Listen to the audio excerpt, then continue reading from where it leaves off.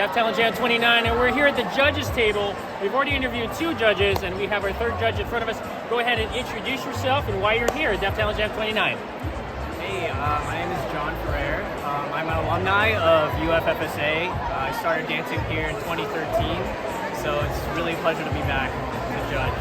So from what we heard from the introduction about yourself, you've been involved with many other crews, and I remember in 2019 when we were here, that you were dancing for Seed. Is that correct? Yeah, I wasn't part of the team that performed live for DTJ, but since I am like the founder or one of the co-founders of Seed, we helped put together that team, and it was really surreal to see like our organization put on a collaborative performance with another team from Orlando called the Squad.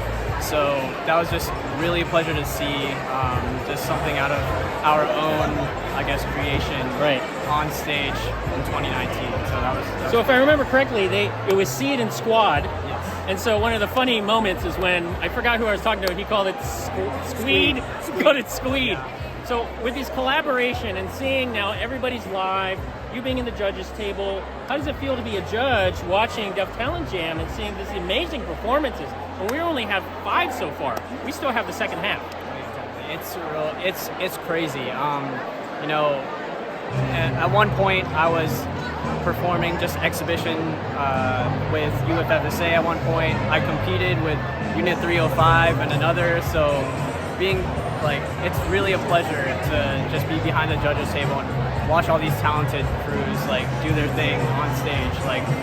There are some extremely talented dancers here, and I'm no matter what happens at the end of the day, I hope everybody is proud of the work that they put in, because I certainly am, and I don't know everybody on that stage. So it's truly a pleasure, and I'm honored to be here. So. Right, and as a judge and as an audience member, I mean, we all feel the same thing as we're watching it, and so to see them weave Elan Vital into their storyline as crews, how are you seeing that? How are you judging that? I mean, they're pretty close.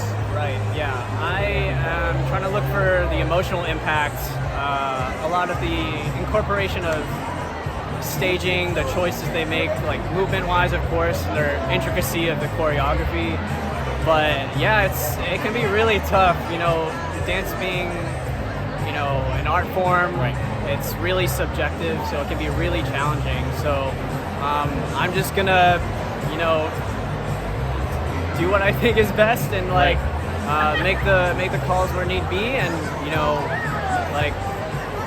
we'll see what happens at the end of the show. Let's see what happens at the end of the show. There's still a few more teams left to go, so I'm pretty excited for it. Well, we appreciate your time, and for Deaf Talent Jam 29, this is Jam Cam for Deaf Talent Jam History Channel. And so go ahead, one shout out. If you want to make a shout out to anybody out here, especially for Deaf Talent Jam 29, it's all yours. Right, shout out to UFFSA, where it all started for me.